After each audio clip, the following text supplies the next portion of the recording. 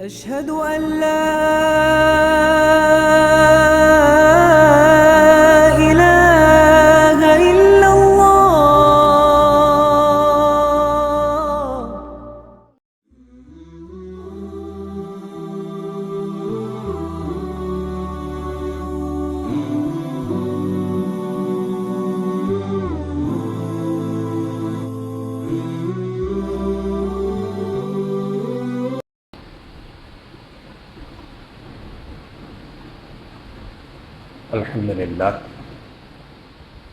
الحمد لله نحمده ونستعينه ونستغفره ونؤمن به ونتوكل عليه ونعوذ بالله من شرور أنفسنا ومن سيئات أعمالنا من يهده الله فلا مضل له ومن يضلل فلا هادي له وأشهد أن لا إله إلا الله وحده لا شريك له وأشهد أن محمدا عبده ورسوله. اللهم صل على محمد وعلى آل محمد كما صليت على إبراهيم وعلى آل إبراهيم إنك حميد مجيد. اللهم بارك على محمد وعلى آل محمد كما باركت على إبراهيم وعلى آل إبراهيم إنك حميد مجيد. يا أيها الذين آمنوا اتقوا الله حق تقاته ولا تموتن إلا وأنتم مسلمون. يا أيها الذين آمنوا اتقوا الله وقولوا قولا سديدا يصلح لكم أعمالكم ويغفر لكم ذنوبكم ومن يطع الله ورسوله فقد فاز فوزا عظيما. கண்ணியத்திற்குரிய எல்லாம் அல்ல அல்லாஹு ஜல்லஷானஹு தஆலாவின் நல்லடியார்களே, இந்த வார ஜும்மா உரையினுடைய முக்கிய செய்தியாக இஸ்லாமிய மார்க்கம் அல்லாஹுடைய மார்க்கம் என்கிற தலைப்பில் சில செய்திகளை நினைவுபடுத்திக் கொள்வதற்காக நாம் எல்லோரும் அல்லாஹுடைய வீட்டிலே அமர்ந்து கொண்டிருக்கிறோம். இந்த அமர்வை அல்லாஹ் ரப்பல் ஆலமீன் ஏற்றுக்கொண்டு அவனுடைய அன்பையும் அவனுடைய அருளையும் அவனுடைய வற்றாத பெரும் கருணையையும் அவனுடைய பாதுகாப்பையும் நம் எல்லோரின் மீதும் எல்லா நேரங்களிலேயும் எல்லா சந்தர்ப்பங்களிலேயும் பொழிய செய்வானாக என்கிற பிரார்த்தனையை அல்லாஹ்விடத்திலே மேலெண்ண வைத்தவனாக. கண்ணியத்திற்குரியவர்களை, நாம் ஏற்றுக்கொண்டிருக்கக்கூடிய இந்த இஸ்லாமிய மார்க்கம் நாமும் நம்முடைய வாழ்க்கையின் நெறியாக ஒப்புக்கொண்ட இந்த இஸ்லாமிய மார்க்கம் அல்லாஹுடைய மார்க்கமாக இருக்கிறது. அல்லாஹுடைய ரசூல் இந்த மார்க்கத்தை நமக்கு என்ன செய்திருக்கிறாங்க? அறிமுகமாக்கி தந்திருக்கிறாங்க. இந்த மார்க்கத்தை நாம் என்ன செய்திருக்கிறோம்? மனமாற ஏற்றுக்கொண்டிருக்கிறோம். இந்த மார்க்கத்தை நாம் என்ன செய்திருக்கிறோம்? மனமாற அங்கீகரித்து கொண்டிருக்கிறோம். அப்போ இந்த இஸ்லாமிய மார்க்கத்தை ஏற்றுக்கொண்டிருக்கக்கூடிய முஸ்லீம்களாக இருக்கக்கூடிய நாமோ இந்த இஸ்லாமிய மார்க்கத்திற்குள்ளால வணக்க வழிபாடுகள் என்பதாக சொல்லி அல்லாஹும் அல்லாஹுடைய ரசூலும் நமக்கு எதை காட்டி தந்தார்களோ அதை மட்டும்தான் செய்ய வேண்டும். இந்த காரியத்தை செய்தால் அல்லாஹ்விடத்தில் நமக்கு நன்மை கிடைக்கும், இந்த செயலை செய்தால் நாளைக்கு மறுமையில் அல்லாஹ் நமக்கு சுவனத்தை தருவான் என்கிற அடிப்படையில் வணக்க வழிபாடுகள் என்கிற முறையை நாம் இந்த இஸ்லாமிய மார்க்கத்தில் நாம் செய்ய வேண்டும் என்றால் அல்லாஹும் அல்லாஹுடைய ரசூலும் என்ன செய்திருக்கணும்? அதை நமக்கு சொல்லி தந்திருக்க வேண்டும். அப்படி சொல்லி தந்த வணக்க வழிபாடுகளை மட்டும்தான் நாம் இந்த இஸ்லாத்தில் இருக்கும் பொழுது செய்யணுமே தவிர அல்லாஹும் அல்லாஹுடைய ரசூலும் காட்டி தராத, அல்லாஹும் அல்லாஹுடைய ரசூலும் சொல்லி தராத எந்த விஷயத்தையும் எந்த நடைமுறையையும் இந்த இஸ்லாமிய மார்க்கத்துக்குள்ளால இருந்து கொண்டு செய்யக்கூடாது. இது அடிப்படை விஷயம். இந்த விஷயத்தை நாம் தெரிஞ்சுக்கிட்டோன்னு வச்சுக்கிடுங்களேன், இஸ்லாத்தின் பெயரால் இஸ்லாத்தினுடைய வணக்க வழிபாடுகள் என்கிற பெயரால் நம்மளை யாரும் என்ன செய்ய முடியாது, ஏமாற்ற முடியாது. எது? இந்த இஸ்லாமிய மார்க்கத்தில் இருக்கும் பொழுது வணக்க வழிபாடுகள் என்று நாம் செய்ய வேண்டும் என்றால் ஒன்று அல்லாஹ் நமக்கு என்ன செய்திருக்கணும்? அவனுடைய தூதரின் மூலமாக சொல்லி தந்திருக்கணும். அல்லாஹ்வுடைய ரசூல் நமக்கு என்ன செய்திருக்கணும்? செய்து காட்டி தந்திருக்கணும், சொல்லி தந்திருக்கணும். அப்படி தந்தால் அதை நாம் செய்யணும். இந்த அடிப்படையை நாம் புரிஞ்சுக்கிட்டோன்னு வச்சுக்கிடுங்களேன், எவ்வளோ பெரிய மௌலானாவாக இருந்தாலும் சரி நம்மளை என்ன செய்ய முடியாது? இஸ்லாத்தின் பெயரால் ஏமாற்ற முடியாது. ஊரில் இருக்கக்கூடிய பெரிய பள்ளிவாசலுடைய இமாமாக இருந்தாலும் சரி இஸ்லாத்தின் பெயரால் நம்மளை என்ன செய்ய முடியாது? ஏமாற்ற முடியாது. மரணத்திற்கு பின்னால் வரக்கூடிய மறுமை வாழ்க்கையை நாசமாக்க முடியாது என்பதை நாம் அடிப்படையிலேயே தெரிந்து கொள்ள வேண்டும். ஏன்னு கேட்டோம்னா, இந்த இஸ்லாமிய மார்க்கத்தை பற்றி திருமறை குர்ஆனில் அல்லாஹ் ரப்பல் ஆலமீன் சொல்லுகிறான், அலா அறிந்து கொள்ளுங்கள். அலாஹ்னா என்ன அர்த்தமா? அறிந்து கொள்ளுங்கள். எதை அறிஞ்சுக்கிடணும்? லில்லாஹி அத்தீனுல் ஹாலிசு. இந்த தூய்மையான இந்த மார்க்கம் இருக்குது, இஸ்லாமிய மார்க்கம், இந்த மார்க்கம் அல்லாஹ்விற்கு சொந்தமானது என்பதை நீங்கள் தெரிந்து கொள்ளுங்கள் என்பதாக திருமறை குர்ஆனினுடைய ஒரு வசனத்தில் அல்லாஹ் ரப்பல் ஆலமீன் சொல்லுகிறான். இன்னொரு இடத்துல அல்லாஹ் சொல்லுகிறான், குல் நபியே, நீர் எந்த மக்களை சந்திக்கிறீரோ அந்த மக்களிடத்திலே நீங்கள் சொல்ல வேண்டும். என்ன சொல்ல வேண்டும்? அத்துஅல்லிமூன அல்லாஹ பிதீனிக்கும், உங்களுடைய மார்க்கத்தை நீங்கள் அல்லாஹ்விற்கு கற்றுக் கொடுக்கிறீர்களா? நபிகள் நாயகத்தை பார்த்து அல்லாஹ் ரப்பல் ஆலமீன் எப்படி சொல்லுகிறான்? உங்களுடைய மார்க்கத்தை நீங்கள் அல்லாஹ்விற்கு கற்றுக் கொடுக்கிறீர்களா? அல்லாஹ் ஒரு மார்க்கத்தை உங்களுக்கு தந்திருக்கிறார். அல்லாஹ் ரப்பல் ஆலமீன் இதுதான் இஸ்லாம் என்பதாக சொல்லி ஒரு மார்க்கத்தை அல்லாஹ்வுடைய தூதரின் மூலமாக உங்களுக்கு காட்டி தந்திருக்கிறார். அப்போ அந்த இஸ்லாமிய மார்க்கத்தில் நீங்கள் இருந்து கொண்டு நீங்களாக ஒரு செயலை செய்து போட்டு இதுதான் இஸ்லாம் என்று அல்லாஹ்விற்கு நீங்கள் கற்றுக் கொடுக்கிறீர்களா? அல்லாஹ்வும் அல்லாஹ்வுடைய ரசூலும் என்ன பண்ணுறாங்க? முஸ்லீம்களாக இருக்கக்கூடிய நீங்கள் இதை செய்யுங்க, முஸ்லீம்களாக இருக்கக்கூடிய நீங்கள் இதை செய்யாதீங்க. வணக்க வழிபாடு என்கிற அடிப்படையில் இதை செய்தால் நமக்கு அல்லாஹ் நிறைய நன்மைகளை மறுமையில தருவான் என்ற நம்பிக்கையில் நீங்கள் ஒரு செயலை செய்ய வேண்டும் என்றால் அது அல்லாஹ் சொல்லியிருக்கணும், அல்லாஹுடைய ரசூல் சொல்லியிருக்கணும். இதுதான் இஸ்லாமே. நீங்கள் என்ன பண்ணுறீங்க? இந்த இஸ்லாத்துக்குள்ளால இருந்து கொண்டு நீங்களாக கூடி உட்கார்ந்து ஒரு காரியத்தை செய்றீங்க. நீங்களாக கூடி உட்கார்ந்துக்கிட்டு ஒரு வணக்க வழிபாடை நீங்கள் செய்றீங்க. செஞ்சு போட்டு இதுதான் இஸ்லாம் என்பதாக நீங்கள் சொல்றீங்க பாருங்க. இவங்களை பார்த்து தான் அல்லாஹ் கேட்கணும். எப்படி கேட்குறான்? நபியே நீங்கள் கேளுங்க, அத்துஅல்லிமூன அல்லாஹ பிதீனிக்கும், உங்களுடைய மார்க்கத்தை நீங்கள் அல்லாஹ்விற்கு கற்றுக் கொடுக்கிறீர்களா? அல்லாஹ் ஒரு விஷயத்தை உங்களை தந்திருக்கும் பொழுது அதற்கு நேர் முரணாக செய்து போட்டு இதுதான் மார்க்கம் என்பதாக சொல்லி அல்லாஹ்வுக்கு பாடம் நடத்துகிறீர்களா என்பதாக திருமறை குர்ஆன்ல அல்லாஹ் ரப்பல் ஆலமீன் சொல்லுகிறார். சுருக்கமாக சிம்பிளாக நம்ம புரிய வேண்டும் என்றால், உங்கள் வீட்டுக்குன்னு சொல்லி போட்டு நீங்கள் ஒரு ரூல்ஸ் ஒன்று என்ன செய்திருப்பீங்க, வச்சிருப்பீங்க. கோடிக்கணக்கான ரூபாயை போட்டு ஒரு ஸ்தாபனத்தை என்ன செய்திருக்கிறீங்க, ஆரம்பிச்சிருக்கிறீங்க. அந்த ஸ்தாபனத்துக்குள்ளார நான் வேலையாளாக வாரேன்னு வச்சுக்கிடுங்க. உங்கள் ஸ்தாபனத்துக்குன்னு சொல்லி போட்டு நீங்கள் சில கண்டிஷன்கள் வச்சிருக்கிறீங்க பாருங்க, அதைத்தான் நான் ஃபாலோ பண்ணணும்.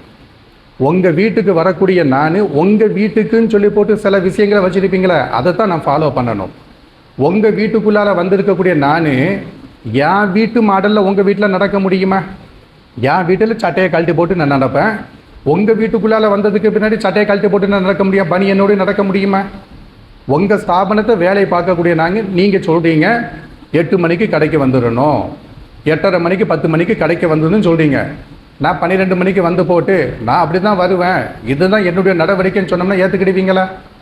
அப்போ நம்ம வீடுகளில் வெளியாட்கள் யாராவது வந்தோம்னா நம்ம வீட்டினுடைய ரூல்ஸை எப்படி ஃபாலோ பண்ண நாம் நினைக்கிறோமோ, நம்ம ஸ்தாபனத்தில் யாராவது ஒரு ஆள் வேலைக்கு வந்தோம்னா நம்ம ஸ்தாபனத்தினுடைய கட்டுப்பாட்டுக்கு யார் கட்டுப்பட வேண்டும் என்று நாம் நினைக்கிறோமோ, இதைத்தான் அல்லாஹ்வும் நினைக்கிறான். எப்படி நினைக்கிறான்? இந்த இஸ்லாத்துக்குள்ளால நீங்கள் வந்து விட்டால் நீங்கள் எப்படி இருக்கணும்? நானும் என்னுடைய தூதரும் உங்களுக்கு சில வணக்க வழிபாடுகளை காட்டி தருவோம், நானும் என்னுடைய தூதரும் உங்களுக்கு சில செயல் வடிவங்களை காட்டி தருவோம், சொல் விஷயமாக சொல்லி தருவோம். இதை தான் நீங்கள் இஸ்லாம் என்று பின்பற்ற வேண்டுமே தவிர நீங்களாக இஸ்லாத்துக்குள்ளால உட்கார்ந்துக்கிட்டு எதையாவது அப்பம்பாட்டம் சொன்னான் என்பதாக சொல்லி இதுதான் இஸ்லாம் என்று என்ன செய்யக்கூடாது? அல்லாஹ்விற்கு பாடம் நடத்தக்கூடாது, அல்லாஹ்வுடைய தூதருக்கு பாடம் நடத்தக்கூடாது என்பதாக திருமறை குர்ஆன்ல என்ன செய்கிறான்? அல்லாஹ் ரப்பல் ஆலமீன் சொல்லுகிறான். இது அடிப்படை. இதை நாம் அடிப்படையாக நம்ம புரிஞ்சுக்கிட்டோன்னு வச்சுக்கிடுங்களேன், இஸ்லாமிய மார்க்கத்தை ரொம்ப சிம்பிளாக என்ன செஞ்சுட்டு போகலாம், பின்பற்றிக்கிட்டு போய்கிட்டே இருக்கலாம். இப்போ நீங்கள் பாருங்களேன், இப்போ ரபியுல் அவ்வல் மாதத்தில் வந்து நாம் உட்கார்ந்துக்கிட்டு இருக்கிறோம். இந்த ரபியுல் அவ்வல் மாதத்தில் இந்த இஸ்லாமிய உம்மத்தில் என்ன நடந்து கொண்டிருக்கிறது அப்படின்னு கேட்டோம்னா, நபிகள் நாயகத்தை நாங்கள் விரும்புகிறோம், அல்லாஹ்வுடைய ரசூலை நாங்கள் புகழுகிறோம் என்பதாக சொல்லி சுபஹான மௌலிது என்பதாக பள்ளிவாசலை என்ன செய்கிறாங்க, பாடுறாங்க. பள்ளிவாசலில் உட்கார்ந்துக்கிட்டு சுபஹான மௌலிது என்கிற ஒரு புக்கை, ஒரு புத்தகத்தை வைத்துக்கொண்டு நாங்கள் நபிகள் நாயகத்தை புகழுகிறோம், நாங்கள் நபிகள் நாயகத்தை சங்கைப்படுத்துகிறோம், நாங்கள் நபிகள் நாயகத்தை கண்ணியப்படுத்துகிறோம் என்பதாக பள்ளிவாசலில் உட்கார்ந்துக்கிட்டு சுபஹான மௌலிதுன்னு சொல்லி போட்டு அந்த கவி புத்தகத்தை படிக்கிறாங்க பாருங்க. இதை வந்து நாம் இஸ்லாமத்தில் இல்லே நாம் சொல்லிக்கிறோம். அல்லாவும் அல்லாவுடைய ரசூலும் இப்படி சுபஹான மௌலித் அப்படிங்கிற ஒரு டாப்பிக்கை என்ன செய்யல, இந்த இஸ்லாமிய மார்க்கெட்டில் நமக்கு காட்டித்தரலை. அல்லாவுடைய ரசூலு கிட்டத்தட்ட 23 ஆண்டு காலமாக நபியாக இருந்திருக்கிறாங்க.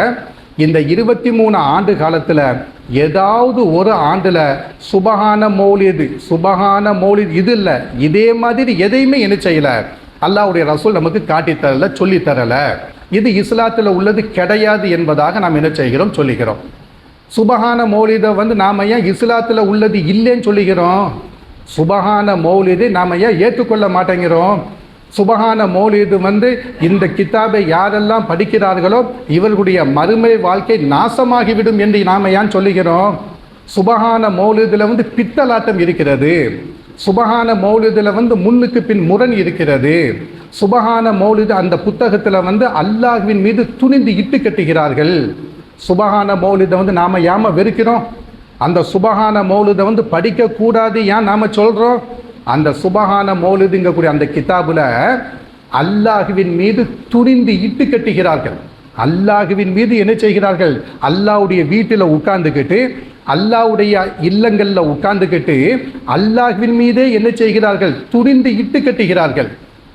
வானவர்களின் மீது இட்டு கட்டுகிறார்கள், பொய்யும் புரட்டையும் சொல்லுகிறார்கள் சுபஹான மௌலிதை. இந்த சுபஹான மௌலிதை படிப்பதற்கு எவ்வளவு பக்தி பரவசத்தோடு இருக்கிறார்கள். பள்ளிவாசல் இமாமில் இருந்து, பள்ளிவாசல் நிர்வாக மக்கள்கிட்ட இருந்து, மொஹல்லா மக்கள்கிட்ட இருந்து எல்லோரும் என்ன செய்கிறாங்க?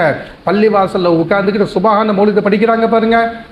இந்த சுபஹான மௌலிதில் வானவர்களின் மீது இட்டு கட்டப்பட்டிருக்கிறது. அல்லாஹ்வுடைய ரசூல் ஸல்லல்லாஹு அலைஹி வஸல்லம் அவங்க இருக்கிறாங்க இல்லையா, அவங்களை புகழுகிறோம் என்கிற பெயரால அல்லாஹ்வினுடைய தரத்துக்கு உயர்த்தி என்ன செய்கின்றார்கள்? புகழுகிறார்கள். நபிகள் நாயகத்தின் மீது அபாண்டங்களை சொல்லுகிறார்கள், பொய்களை சொல்லுகிறார்கள், கற்பனைகளை சொல்லுகிறார்கள். இந்த கித்தாபை படிக்கக்கூடிய நபருடைய மறுமை வாழ்க்கை நாசமாகிவிடும் என்பதில் சந்தேகமே கிடையாது. அந்த அளவிற்கு என்ன செய்கிறாங்க? சுபஹான மௌலிதில் அவ்வளவு பெரிய பொய்களையும் அவ்வளவு பெரிய புரட்டுகளையும் என்ன செய்கின்றார்கள்? சொல்லுகிறார்கள். எனவே தான் என்ன செய்கிறோம்? சுபஹான மௌலிதை நாம் எதிர்ப்பதற்கு 2 காரணம்தான். முதல் காரணம் என்ன காரணம்? அதில் இல்லாத பொல்லாத வாசகங்கள் இருக்கிறது. அந்த வாசகங்களை படிக்கும் பொழுது இறை நிராகரிப்பில் கொண்டு போய் நம்மளை விட்டுவிடும். இதுக்கு நாம் என்ன செய்கிறோம்? சுபஹான மௌலிதை வெறுக்கிறோம். அது ஒரு குப்பை தொட்டி என்று சொல்லுகிறோம். சுருக்கமாக சொல்ல போனோம்னா யாருக்கு கோபம் வந்தாலும் பிரச்சனை கிடையாது. சுபஹான மௌலிது என்பது வந்து ஒரு அசிங்கங்களை உள்ளடக்கிய ஒரு புத்தகம் என்பதாக நாம் சொல்லுகிறோம். குப்பைகளை உள்ளடக்கிய புத்தகம் என்பதாக நாம் சொல்லுகிறோம். இது முதல் காரணம். 2வது காரணம் என்ன? சுபஹான மௌலிதை அல்லாஹ்வுடைய ரசூலுடைய காலத்தில் என்ன செய்யல, யாருமே படிக்கவில்லை. சுபஹான மௌலிது அல்லது சுபஹான மௌலிதை மாதிரி இருக்கக்கூடிய மௌலூதுகள் அல்லாஹ்வுடைய ரசூலுடைய காலத்தில் படிக்கவில்லை. நபிகள் நாயகத்துடைய மறைவுக்கு பின்னாடி, மரணத்திற்கு பின்னாடி சஹாபாக்களுடைய காலத்தில் படிக்கப்படவில்லை. சஹாபாக்களுடைய காலத்திற்கு பின்னாடி, அதாவது வந்து இமாம்களுடைய காலத்தில் படிக்கப்படவில்லை. இமாம்களுடைய காலத்திற்கு அடுத்து முஹத்திஸீன்கள், இமாம் புகாரி, இமாம் முஸ்லிம் இருக்கிறாங்களே, இதே மாதிரியான முஹத்திஸினுடைய காலத்தில் படிக்கப்படவில்லை. எனவே சுபஹான மௌலிதை நாம் என்ன செய்கிறோம்? அது படிக்கக்கூடாது என்று நாம் சொல்லுகிறோம். உங்களுக்கு புரியும்படியாக சொல்ல வேண்டும் என்றால் சொல்லுவோம். நாம் ஒரு பழமொழி சொல்லுவோம் தெரியுமா? ஒரு சட்டி சோறு இருக்குது. இந்த ஒரு சட்டி சோத்துல இந்த சோறு எல்லாமே வெந்திருச்சா என்று பார்ப்பதற்கு ஒரே ஒரு சோறு எடுத்து நசுக்கி பார்த்தா போதும். ஒரு ஸ்பூனை விட்டு ஒரு சோறை எடுத்து இப்படி பார்த்தா போதும், ஒரு சட்டி சோறு வெந்தாச்சு, இறக்கி தூக்கி வச்சிடலாம். எல்லா சோத்தையும் நசுக்கி பார்க்கணும் தேவை கிடையாது. எல்லா சோத்தையும் நசுக்கி பார்த்தாலும் வெந்துருச்சுன்னு கன்ஃபார்மாட்ட ஆகும். ஆனாலும் எல்லா சோத்தையும் பெண்கள் வீட்டில் உட்காந்து நசுக்கி பார்ப்பாங்களா? கிச்சனில் உட்காந்துக்கிட்டு ஒரு சோறை எடுப்பாங்க, அப்படி நசுக்கி பார்ப்பாங்க, எல்லா சோறும் வெந்தாச்சுப்பா அப்படின்னு சொல்லிட்டு சட்டிப்பானை கீழே இறக்கி வச்சுட்டு போக்கிட்டே இருப்பாங்க. இதே மாதிரி தான் சுபஹான மௌலூதுல வந்து நச்சு கருத்துக்கள் இருக்கிறது, சுபஹான மௌலூதுல நாசமா போன கருத்துக்கள் இருக்கிறது என்பதற்கு அட்டை டு அட்டை வரைக்கும் நீங்க என்ன செய்ய வேண்டாம், ஆய்வு செய்ய வேண்டாம். அதுல இருக்கக்கூடிய முக்கியமான சில பைத்துகளை மட்டும் நீங்க எடுத்து பாருங்க. அவ்வளவு பெரிய அபாண்டங்களும் அவ்வளவு பெரிய பொய் புரட்டுகளும் என்ன செய்யும் இருக்கும். மொத்த சுபஹான மௌலூதுல வந்து எத்தனை பைத்துகள் இருக்கிறது? 12 பைத்துகள் இருக்கிறது, 12 கவிகள். சுபஹான இன்னொன்று புரிஞ்சுக்கிடணும், இந்த சுபஹான மௌலூது வந்து எப்போ உருவாக்கப்பட்டது? சுபஹான மௌலூது என்று படிக்கக்கூடிய இந்த புத்தகம் எப்போ உருவாக்கப்பட்டது அப்படின்னு நீங்கள் பார்த்தீங்கன்னா இன்னும் ஒரு 300 ஆண்டுகளுக்கு முன்னாடி தான் உருவாக்கப்பட்டது. இந்த புத்தகம் வந்து ஒரு 300 ஆண்டுகளுக்கு இடையில தான் இந்த புத்தகம் உருவாக்கப்பட்டதே தவிர அந்த 300 ஆண்டுகளுக்கு முன்னாடி இந்த புத்தகம் இருந்துச்சா? ஒரு 400 ஹிஜ்ரி 400 ஆண்டுகளுக்கு முன்னாடி இந்த கிதாபு இருந்துச்சா, இந்த புத்தகம் இருந்துச்சா? இந்த புத்தகம் கிடையாது. ஹிஜ்ரி ஒரு 300 ஆண்டுகளுக்கு இடையில தான் இந்த புத்தகம் என்ன செய்யப்படுகிறது, உருவாக்கப்படுகிறது. உருவாக்கப்பட்டோம்னா எப்படி உருவாக்கப்படுகிறது? பொய்களையும் புரட்டுகளையும் கொண்டு உருவாக்கப்படுகிறது. அதற்கு வந்து ஒரே ஒரு உதாரணம் மட்டும் உங்கள் கவனத்துக்கு நான் கொண்டு வரேன். இந்த மௌலூதுல வந்து மொத்தம் எத்தனை பைத்து இருக்குது இந்த கிதாபில்? ஒரு 12 பைத்துகள் இருக்கிறது. எதுக்கு 12 பைத்தில் வச்சிருக்கிறாங்க? என் 11 வைக்க வேண்டியது தானே, என் 13 வைக்க வேண்டியது தானே, எதுக்கு கரெக்டாக 12 வச்சிருக்கிறாங்க அப்படின்னு நீங்கள் பார்த்தீங்கன்னா அல்லாஹ்வுடைய ரசூல் ஸல்லல்லாஹு அலைஹி வஸல்லம் அவங்க ரபியுல் அவ்வல் 12ல் தான் பிறந்தாங்க. எனவே 12 பைத்துகளை என்ன செய்யணும், வைக்கணும்னு சொல்லி போட்டு தான் என்ன செஞ்சிருக்கிறாங்க, அந்த கித்தாபை உருவாக்கி இருக்கிறாங்க. அல்லாஹ்வுடைய ரசூல் ரபியுல் அவ்வல் 12ல் தான் பிறந்தாங்க என்பதுக்கு தெளிவான ஆதாரம் இருக்குதா?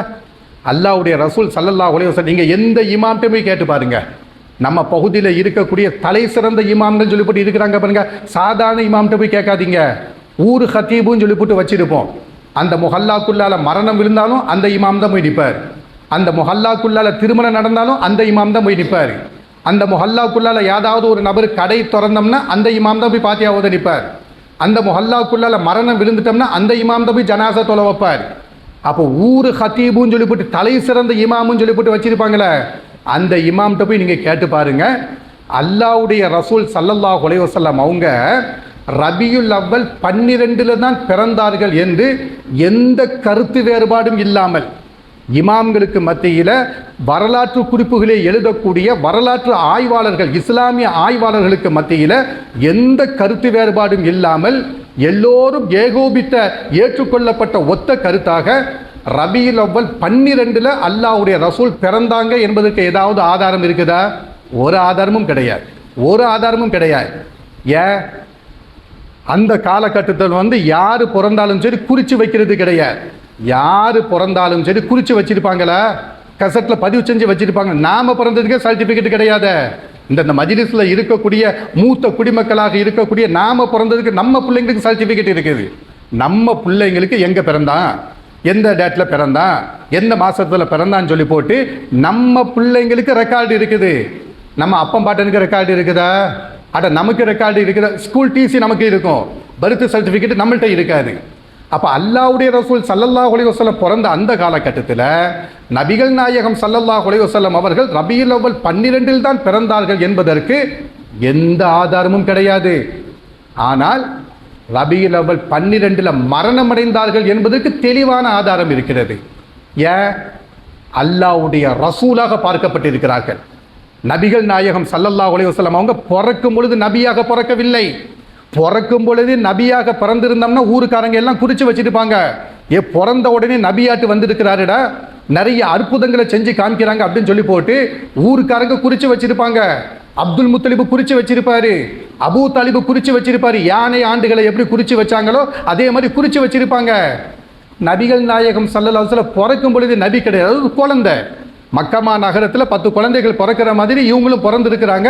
10 குழந்தைகளுக்கு எப்படி ரெக்கார்டு கிடையாதோ பிறந்ததற்கு, அதே மாதிரி அல்லாஹ்வுடைய தூதருக்கும் ரெக்கார்டு கிடையாது. ஆனால் இறந்ததற்கு ஆதாரபூர்வமான ரெக்கார்டு இருக்குது. ஏன்? அல்லாஹ்வுடைய ரசூலாக மரணம் அடைகிறார்கள். மட்டுமல்லாம மதினாவை ஆளக்கூடிய ஜனாதிபதியாக மரணம் அடைகிறார்கள். வெறுமன அல்லாஹ்வுடைய ரசூலாக மரணம் அடையல்ல, பல யுத்த களங்களை சந்தித்த போர் தளபதியாக இருந்திருக்கிறார்கள். போர் தளபதியாக இருந்து மரணம் அடைந்திருக்கிறார்கள். ஒரு போர், ஒரு நாட்டினுடைய போர் தளபதியினுடைய மரணத்தை குறிக்காம இருப்பாங்களா? ஒரு இறை தூதருடைய மரணத்தை குறிக்காம இருப்பாங்களா? ஒரு நாட்டினுடைய ஜனாதிபதியுடைய மரணத்தை குறிக்காம இருப்பாங்களா? அப்ப இறந்ததற்கு குறிப்பு இருக்கிறது, பிறந்ததற்கு என்ன கிடையாது? குறிப்பு கிடையாது. அப்போ இவங்க என்ன பண்ணாங்க? அடிப்படையிலேயே தப்பு பண்ணாங்க. என்ன அடிப்படையிலேயே தப்பு? நபிகள் நாயகம் ஸல்லல்லாஹு அலைஹி வஸல்லம் அவங்க ரபியுல் அவ்வல் 12 தான் பிறந்தார்கள் சொல்றாங்க பாருங்க, அது அடிப்படையிலேயே தப்பு. அப்படி சோறாக்கி போட்டு சாப்பிடுற பேரு தெருக்குள்ளால ரபியுல் அவ்வல் கந்திரி என்பதாக சொல்லி வீடு வீடாக போய் 10 ரூபா வசூல் பண்ணி தேக்ஸாவாக நெய்ச்சோறு ஆக்கி சாப்பிடுறிய, நீ பிறந்ததுக்கு சாப்பிடல. அல்லாஹ்வுடைய ரசூல் மரணம் அடைந்தது உட்காந்து சாப்பிட்டு உட்கார்ந்து இருக்கிற. அல்லாஹ்வுடைய ரசூல் ஸல்லல்லாஹு அலைஹி வஸல்லம் அவங்க மரணம் அடைந்ததற்கு நீங்க சந்தோஷமாக சாப்பிட்றீங்களே தவிர அல்லாஹ்வுடைய ரசூல் பிறந்ததுக்கு என்ன செய்யல? நீங்க சாப்பிடல. அப்ப எதுக்கு நாம சொல்ல வாரோம்? ரபியுல் அவ்வல் 12 பிறந்தார்கள் என்பதாக சொல்லி டேட்டு 12 வைக்கிறாங்க பாருங்க. அதே மாதிரி அந்த கிதாபில் 12 பைத்துகளை என்ன செஞ்சிருக்கிறாங்க? வச்சிருக்கிறாங்க. இந்த 12 பைத்துகளை எல்லா பைத்துகளையும் படிக்கும் பொழுது உட்கார்ந்துக்கிட்டு படிப்பாங்க. நீங்க பார்த்திருப்பீங்கன்னு நினைக்கிறேன். நம்ம இன்னைக்கு போங்க நாளைக்கு போங்க, அந்த மஜ்லிஸ் எப்படி நடக்குங்கிறத பாருங்க. இப்படியே நடக்கும். என்னது? 11 பைத்துகளை உட்கார்ந்து படிப்பாங்க. பள்ளிவாசல் இமாம் உட்கார்ந்து இருப்பாரு, பள்ளிவாசலோட நிர்வாக மக்கள் உட்கார்ந்து இருப்பாங்க, ஊர் மக்கள் எல்லாரும் உட்கார்ந்து இருப்பாங்க. அந்த 11 பைத்துகளை உட்கார்ந்து படிப்பாங்க. ஒரே ஒரு பைத்து மட்டும் இருக்குது பாருங்க, அந்த ஒரு பைத்தை என்ன பண்ணுவாங்க? நின்றுக்கிட்டு படிப்பாங்க. ஏன்? அந்த பைத்துக்கு அவ்வளோ ஒரு அற்புதம் இருக்குதான். அந்த பைத்தை இவங்களை மதிக்கிறாங்களாம். அந்த பைத்தை இவங்க என்ன பண்றாங்களாம்? மதிக்கிறாங்களாம். நின்றுக்கிட்டு படிக்கும் பொழுது கூட சும்மா சாதாரணமாக நிற்க மாட்டாங்க. அப்படி பணிஞ்சுக்கிட்டு 2 கைகளையும் கெட்டிக்கிட்டு பணிந்தவர்களாக நின்று என்ன பண்ணுவாங்க? அந்த பைத்தை படிப்பாங்க. அந்த பைத்தில் என்ன கருத்து சொல்லப்பட்டிருக்கிறதோ அது அப்படியே நேரடியாக குர்ஆனுக்கு முரண்படும். அந்த பைத்தில் என்ன விஷயத்தை சொல்லிக்கிட்டு வராங்களோ அந்த செய்தி நீங்கள் அரபிக் கல்லூரியில் போய் தான் இதை புரியணும் தேவை கிடையாது. அரபிக் காலேஜில் போய் 5 வருஷமோ 7 வருஷமோ படித்து தான் இந்த பைத்தை புரியணும். இந்த பைத்து குர்ஆனுக்கு முரண்படுது, நேரடியாகவே குர்ஆன் கூட மோதுது என்பதற்கு ஒரு பெரிய அரபி பண்டிதராக இருக்க வேண்டிய தேவை கிடையாது. அந்த பைத்தினுடைய தமிழாக்கத்தை சொன்னாலே போதும். தமிழை புரிவதற்கு கஷ்டமா? இந்த மஜ்லிஸில் இருக்கக்கூடிய நாமோ சொல்லக்கூடிய தமிழை புரிவதற்கு கஷ்டமா? அரபியை சொல்லுவதற்கு வேணா கஷ்டம் சொல்லலாம். ஏன்? அது நம்ம மொழி கிடையாது, அது பிற மொழியாக இருப்பதின் காரணத்தினால அரபியை சொல்லுவதற்கு நமக்கு கஷ்டமாட்டு இருக்கலாம். அந்த அரபியை தமிழாக்கம் பண்ணோம்னா, அந்த அரபியை அப்படியே துண்டு துண்டாக தமிழாக்கம் பண்ணோம்னா அதை புரிவது கஷ்டமா? புரிவது கஷ்டம் கிடையாது. அப்போ இந்த ஒரு பைத்து திருமறை குர்ஆனோடு எப்படி மோதுது பாருங்க. அல்லாஹ் நமக்கு ஒரு செய்தியை சொல்லி தந்திருக்கும் பொழுது இந்த சுபஹான மௌலிது நேர் உல்டாவான செய்தியை எப்படி சொல்லி தருது என்பதை நீங்க புரிஞ்சுக்கிடணும். சரிங்களா? எனவே தான் அந்த சுபஹான மௌலிது நாம் என்ன செய்கிறோம்? ஓதக்கூடாது என்று சொல்லுகிறோம். நம்ம வீடுகளில் சுபஹான மௌலிது படிக்கிறாங்களா அல்லது படிக்கக்கூடிய மஜ்லிஸில் போய் இருக்கிறாங்களா? நீங்க தடுக்கணும். சுபஹான மௌலிது படிப்பதாக இருந்தாலும் சரி, சுபஹான மௌலிது படிக்கப்படக்கூடிய மஜ்லிஸில் போய் இருந்தாலும் சரி, மறுமை வாழ்க்கை நாசமாகிவிடும். மறுமை வாழ்க்கை கைசேதமான வாழ்க்கையாக மாறிவிடும். இப்படியே நீங்க சொல்லுங்க. யார்கிட்ட சொல்லணும்? பள்ளிவாசல் இமாம்கள்ட்ட போய் சொல்லக்கூடிய பொறுப்பு உங்களுக்கு திணிக்கப்பட்டிருக்கிறது. என்ன திணிக்கப்பட்டிருக்கிறது? சுபஹான மௌலிது என்பது மறுமை வாழ்க்கையை நாசமாக்கக்கூடியது என்பதை இந்த கருத்து திணிக்கப்பட்டிருக்கிறது. அந்த பைத்தில் என்ன சொல்றாங்க? அந்த பைத்தினுடைய தர்ஜுமாவையும் சொல்றேன், அந்த பைத்தினுடைய பின்னணியும் நான் சொல்றேன். அந்த பைத்தினுடைய பின்னணி என்ன? அந்த பைத்தை எழுதுவதற்குண்டான காரணம் என்ன அப்படின்னு கேட்டோம்னா, அதாவது ரசூல் ஸல்லல்லாஹு அலைஹி வஸல்லம் அவங்க பிறப்பதற்கு முன்னாடியே அவங்க வாப்பா என்ன செஞ்சிருவாங்க? மூத்தா போயிடுவாங்க. அப்துல்லா இருக்கிறாங்க இல்லையா, அல்லாஹ்வுடைய ரசூலுடைய வாப்பா இருக்கிறாங்க இல்லையா, அல்லாஹ்வுடைய ரசூல் பிறப்பதற்கு முன்னாடியே அவங்க என்ன பண்ணிடுவாங்க? மரணம் அடைஞ்சிருவாங்க. மரணம் அடைஞ்சிட்டோம்னா அல்லாஹ்வுடைய ரசூல் என்ன செய்கிறாங்க? இப்போ பிறக்கிறாங்க. பிறந்த உடனே அந்த குழந்தையை தூக்கி கொண்டு நபிகள் நாயகத்தினுடைய பாட்டனார் இருக்கிறாங்களே, வாப்பாவுடைய வாப்பா அப்துல் முத்தலிப் இருக்கிறாங்களே, அப்துல் முத்தலிபுடைய கையில் கொண்டு அந்த குழந்தையை கொண்டு கொடுப்பாங்க. ரசூல் ஸல்லல்லாஹு அலைஹி வஸல்லம் அவங்க பிறக்கிறாங்க. பிறந்த உடனேயே அந்த குடும்பத்துக்காரங்க என்ன பண்ணுங்க? அப்துல் முத்தலிப் யாரு? அவர் வந்து ஒரு பெரிய அந்த குறைஷி வம்சத்தில் இருக்கக்கூடிய ஒரு மூத்த குடிமகன். அந்த அந்த மக்கா முக்கர்ரம், அந்த மக்காங்கக்கூடிய அந்த பகுதி இருக்குத, அந்த பகுதிக்கே பெரிய தலைவர் அவரு தான். கஅபத்துல்லா பள்ளிவாசல் இருக்குத, அந்த கஅபத்துல்லா பள்ளிவாசலுடைய முத்தவல்லி அவரு தான். அவரு அந்த ராயல் ஃபேமிலி நம்ம சொல்கிறோம் பாருங்க, மக்காவில் நம்ம பகுதியில் வந்து ராயல் ஃபேமிலின்னு சொன்னோம்னா ஊரில் ஒரு பெரியவங்க, ஒரு பெரிய குடும்பத்துக்காரங்க, இவங்களை பார்த்து ராயல் ஃபேமிலின்னு சொல்கிறோம் இல்லையா? அதே மாதிரி மக்காவில் குறைஷி வம்சம் வந்து ஒரு பெரிய குடும்பம், ராயல் ஃபேமிலி மாதிரி. அந்த குடும்பத்தில் அப்துல் முத்தலிப் இருக்கிறாரு, அவர் வந்து டாப்பில் உள்ளவர். மக்காவில் இருக்கக்கூடிய மக்காவாசிகள் எல்லோரும் அப்துல் முத்தலிபை மதிப்பாங்க.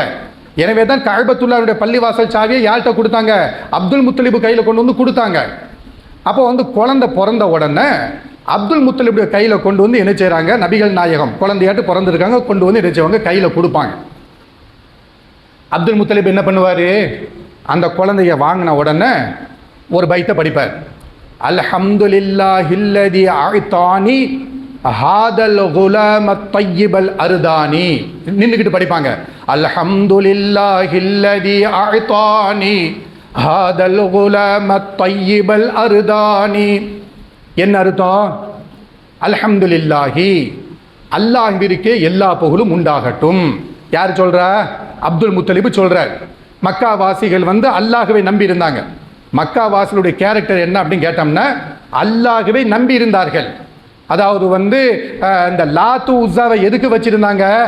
இவங்களை வணங்கினோம்னா இவங்க வந்து என்ன பண்ணுவாங்க? அல்லாட்ட நமக்கு சிபாரிசு பண்ணி சொர்க்கத்துக்குள்ளால அனுப்பிடுவாங்க. அப்போ மக்காவாசிகளுடைய அடிப்படை நம்பிக்கை என்ன அப்படின்னு கேட்டோம்னா, அல்லாஹ் ஒருவன் இருக்கிறான் என்று நம்பிக்கை கொண்டிருந்தார்கள். இதை வந்து திருமறை குர்ஆன் அல்லாஹ் எப்படி சொல்லுகிறான்? மக்காவில் இருக்கக்கூடிய இவங்க வஇதா கஷியஹும் மௌஜுன் கல்துலலி தஅவுல்லாஹ முஹ்லிஸீன லஹுத்தீன. கடல்ல பிரயாணம் செய்து கொண்டிருக்கும் பொழுது யாரை பார்த்து பேசுகிறான்? அந்த ஜசீரத்துல் அரபு தீபகற்பம் இருக்கிற மக்காவை சுற்றி இருக்கக்கூடிய அரபு மக்கள் இருக்கிறாங்களே, அந்த அரபு மக்களை பற்றி திருமறை குர்ஆன் அல்லாஹ் ரப்பல் ஆலமீன் சொல்லுகிறான்.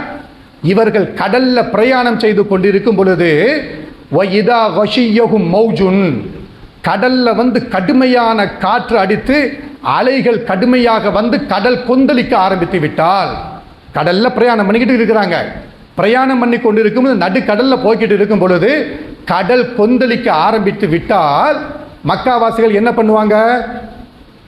தஅவுல்லாஹ முஹ்லிஸீன லஹுத்தீன, உள்ளம் தூய்மையானவர்களாக அந்த கடல் கொந்தளிக்கிறத பார்த்த உடனே, கடுமையாக கடலுக்குள்ளால காற்று வீச ஆரம்பிச்ச உடனே தஅவுல்லாஹ, உடனே அல்லாஹ்வை கூப்பிடுவார்கள். இதை யாரை பார்த்து அல்லாஹ் சொல்லுகிறான்? மக்காவாசிகளை பார்த்து சொல்லுகிறான். அப்ப என்ன புரியுது? அல்லாஹ்வை ஏற்றுக்கொண்டார்கள். நபிகள் நாயகம் ஸல்லல்லாஹு அலைஹி வஸல்லம் வாப்பா அப்துல்லான்னு பேர் வச்சாங்க இல்லையா? அப்துல் முத்தலிபு. அப்துல் முத்தலிபு தன்னுடைய மகன் நபிகள் நாயகத்தோட வாப்பாவுக்கு என்ன பேர் வச்சு விட்டாரு? இவர் வந்து அப்துல்லான்னு சொன்னார், அல்லாஹ்வுடைய அடிமை அப்படின்னு சொன்னார். அப்ப அல்லாஹ்வை ஏற்றுக்கொள்ளவும் தான் அல்லாஹ்வுடைய அடிமை என்பதாக சொல்லி அப்துல் முத்தலிபு தன்னுடைய மகனுக்கு என்ன செய்றார்? பெயர் வைக்கிறார். அப்ப இந்த பைத்தினுடைய முதல் வரி எப்படி வருது? அல்ஹம்துலில்லாஹில்லதி அஅதானி ஹாதல் குலாம் அத்தய்யிபல் அர்தானி. தூய்மையான இந்த குழந்தையை அல்லாஹ் எனக்கு தந்தானே, அந்த அல்லாஹ்விற்கே எல்லா புகழும் உண்டாகட்டும். அல்லாஹ்வை புகழுகிறார். ஓகே, அல்லாஹ்வை புகழ்ந்து விட்டார். இதுல வந்து மாற்று கருத்து கிடையாது. இதுல வந்து என்ன கிடையாது?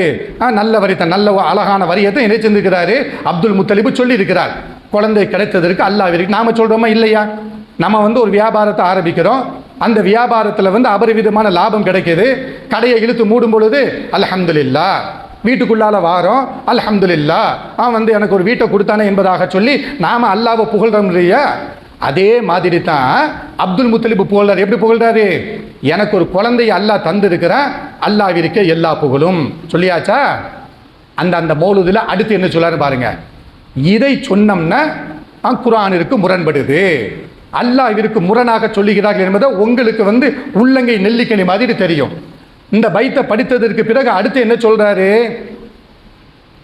அஹ்மத மக்தூபன் அலல் ஜீனானி அந்தல்லதி சும்மீத ஃபில் குர்ஆனி.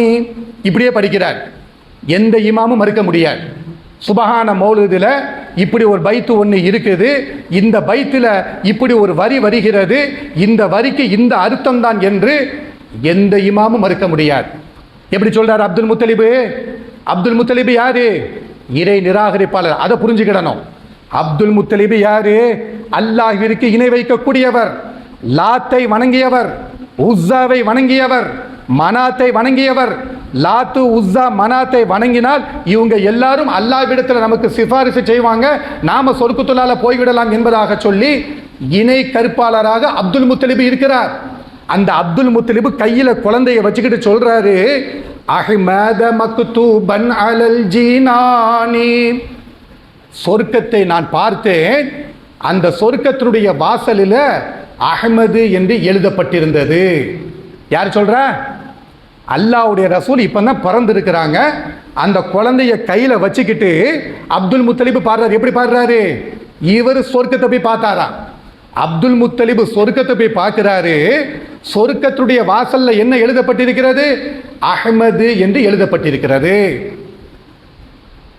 அப்துல் முத்தலிபு மக்கால இருக்கிறாரு, இறை நிராகரிப்பாளராட்டு இருக்கிறாரு, அல்லாஹ்விற்கு இணை துணைகளை லாத்து மனாத்து உஸ்ஸாவை வணங்கி கொண்டிருக்கிறாரு. இவர் என்ன பண்ணாரா? சொர்க்கத்தை போய் பார்த்தாரா. சொர்க்கத்துடைய வாசல்ல நபிகள் நாயகத்துடைய பெயர், இன்னொரு பெயர் இருக்குது, அஹ்மதுன்னு சொல்லி போட்டு இருக்குது. அந்த அஹ்மது என்கிற பெயரை சுவனத்துடைய வாசல்ல எழுதி வைக்கப்பட்டிருந்தது. அப்ப சுவனத்துடைய வாசல்ல எழுதி வைக்கப்பட்டிருக்கிறதுனா எழுதினது யாரு? அல்லாஹு. இவர் எப்படி சொர்க்கத்தை போய் பார்த்துட்டு வந்தாரு? சொர்க்கம் நரகம் பஞ்சாயத்தை எப்பதான் வரும்? மறுமையில தான் வரும். மறுமையில தான் சுவனத்தை பார்க்க முடியும். மறுமையில தான் நரகவாதிகள் நரகத்தை பார்ப்பார்கள். இந்த நம்பிக்கைக்கு நேர் உல்டாவாட்டு அப்துல் முத்தலிப் என்ன பண்றாரா? சுவனத்தில் நான் பார்த்தேன், சுவனத்தில் அஹ்மது என்று எழுதப்பட்டிருக்கிறது. அதற்கு அடுத்தபடியாக என்ன சொல்றாரு? அந்தல்லதி சும்மீத ஃபில் குர்ஆனி, கையில குழந்தையை வச்சுக்கிட்டு சொல்றாரு. எப்படி சொல்றாரு? முஹம்மது ரசூல் ஸல்லல்லாஹு அலைஹி வஸல்லம் பார்த்து சொல்றாரு. எப்படி சொல்றாரு? அந்தல்லதி, பாப்பாவை பார்த்து சொல்றாரு, குழந்தையே நீ யாரு தெரியுமா? சும்மீத ஃபில் குர்ஆனி, இந்த குர்ஆனிலே உன்னுடைய பெயர் சொல்லப்பட்டிருக்கிறது. யார் சொல்றா? அப்துல் முத்தலிபு சொல்றார். எப்படி சொல்றாரு? இந்த குர்ஆனிலே உன்னுடைய பெயர் சொல்லப்பட்டிருக்கிறது. எப்படி சொல்லப்பட்டிருக்கிறது? முஹம்மது என்று சொல்லப்பட்டிருக்கிறது. சொர்க்கத்தில் எப்படி அஹ்மது என்று எழுதப்பட்டிருக்கிறதோ அதே மாதிரி அஹ்மது என்று இந்த குர்ஆனிலே சொல்லப்பட்டிருக்கிறது என்பதாக அப்துல் முத்தலிபு படிக்கிறார். நாம என்ன கேள்வி கேட்கிறோம்? டேய், இதைத்தானடா நீங்க தொப்பி போட்டு பள்ளிவாசல் உட்காந்து சத்தம் போட்டு படிச்சுக்கிட்டு இருக்கிறீங்க, இதைத்தானே முஹல்லா வாசிகள் எல்லாரும் உட்கார்ந்து படிச்சுக்கிட்டு இருக்கிறீங்க, இதை படிச்சோம்னா பக்தி வந்து விடும் என்பதாக சொல்லி அந்த பைத்தை படிப்பதற்கு முன்னாடி நின்றுக்கிட்டு பணிஞ்சுக்கிட்டு படிக்கிறீங்க தானே? இதை படிக்காதீங்கதா என்று சொன்ன நபர்களை பார்த்து வஹாபின்னு சொல்றீங்க தானே? குழப்பக்காரங்கன்னு சொல்றீங்க தானே? இதை படிச்சு போட்டு தானே நாங்கள் நபிகள் நாயகத்தை பிரியப்படுகிறோம் என்று நீங்க சொல்றீங்க தானே? நீங்கள் நபிகள் நாயகத்தை பிரியப்படல, நீங்கள் நபிகள் நாயகத்தை புகழல்ல, நபிகள் நாயகத்தை இகழுகிறீர்கள். நபிகள் நாயகத்தை பெருமைப்படுத்துகிறோம் என்கிற பெயரால நபிகள் நாயகத்துடைய அந்தஸ்தை தரமட்டமாக ஆக்குகிறீர்கள். எப்படி தரமட்டமாட்ட ஆக்குறீங்க? அல்லாஹ்வுடைய ரசூல் இப்பதான் பிறந்திருக்கிறாங்க, அதுக்குள்ளால குர்ஆன் இறங்கிடுச்சா? அதுக்குள்ளால குர்ஆன் இறங்கி அப்துல் முத்தலிப் குர்ஆனை படிச்சு பார்த்தாரா?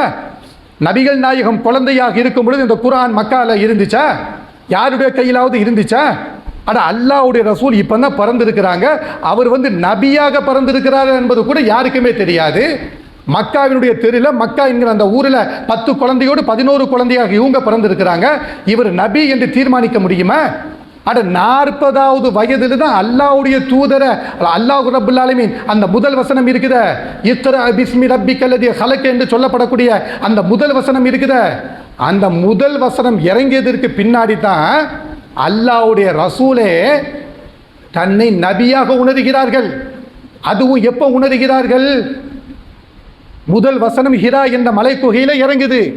ஹிரா என்ற மலை குகையில இறங்கின உடனே அல்லாஹ்வுடைய ரசூலுக்கு கடுமையான காய்ச்சல் வருகிறது. கடுமையான காய்ச்சல் வந்த உடனே ஹதீஜாட்ட சொல்றாங்க, மனைவி ஹதீஜாட்ட சொல்றாங்க, ஜம்மிலூனியா ஹதீஜா, ஹதீஜாவே என்னை போர்வையை கொண்டு போர்த்துங்கள் என்பதாக சொல்லி ஹதீஜாட்ட சொல்றாங்க. உடம்பெல்லாம் நினைச்சது கடுமையான காய்ச்சல், துடிக்கிறாங்க. ஹதீஜா என்ன பண்றாங்க? கணவன் ஏதோ ஒரு பிரச்சனையில் மாட்டிக்கிட்டாங்க போல் தெரியுது என்பதாக சொல்லி ஹதீஜா என்ன பண்றாங்க? கணவனை கூப்பிட்டுக்கிட்டு தன்னுடைய சொந்தக்காரங்க வரக்கா பின் நௌஃபல் இருக்கிறாங்களே, கிறிஸ்துவ மதத்தை தெரிந்து கொண்ட ஒரு ஃபாதர், கிறிஸ்துவ மதத்தினுடைய பாதிரியாரு நம்ம சொல்கிறோம் பாருங்க, அந்த முந்திய வேதங்களை படித்து தெரிந்து வைத்திருக்கக்கூடிய ஒரு ஃபாதர்கிட்ட கொண்டு வந்து என்ன செய்கிறாங்க, அல்லாஹ்வுடைய ரசூலை கொண்டு வந்து நிப்பாட்டுறாங்க. என்னுடைய கணவர் பயந்து கொண்டு இருக்கிறார், என்னுடைய கணவர் நடுங்கி கொண்டு இருக்கிறார், அவருக்கு ஏதோ ஒன்று நடந்துருச்சு என்பதாக சொல்கிறாங்க. சொன்னோம்னா வரக்கா பின் நௌஃபல் என்ன பண்ணுறாங்க, அவர் தானே ஹதிஜாவுக்கே சொல்கிறாங்க. எப்படி சொல்கிறாங்க, முந்திய வேதங்களை எல்லாம் புரட்டி பார்த்து விட்டு மூசா இருக்கிற மூசா நபி அலைஹிஸ்ஸலாத்து வஸலாம் இருக்கிறாங்களே, மூசா நபியை தொட்ட நாமூசுல் அக்பர், ஜிப்ரீலை பார்த்து நாமூசுல் அக்பர் என்று முந்திய வேதங்களில் சொல்லப்பட்டிருக்கிறது. அந்த நாமூசுல் அக்பர் முந்திய இறை தூதர்களுக்கு அல்லாஹ்விடமிருந்து செய்திகளை கொண்டு வந்து சொல்லிட்டு போனாங்களே, அந்த ஜிப்ரீல் என்கிற வானவர், ஹதிஜாவே உன்னுடைய கணவனை தொட்டுவிட்டார், உன்னுடைய கணவர் தீர்க்கதரிசியாக தேர்வு செய்யப்பட்டிருக்கிறார், உன்னுடைய கணவர் நபியாக அல்லாஹ்வின் மூலமாக தேர்வு செய்யப்பட்டிருக்கிறார் என்பதாக யாரு சொல்லிக் கொடுக்கிறா, பரக்கத் இப்னு நௌஃபல் ஹதிஜாவுக்கு சொல்லிக் கொடுக்குறாங்க.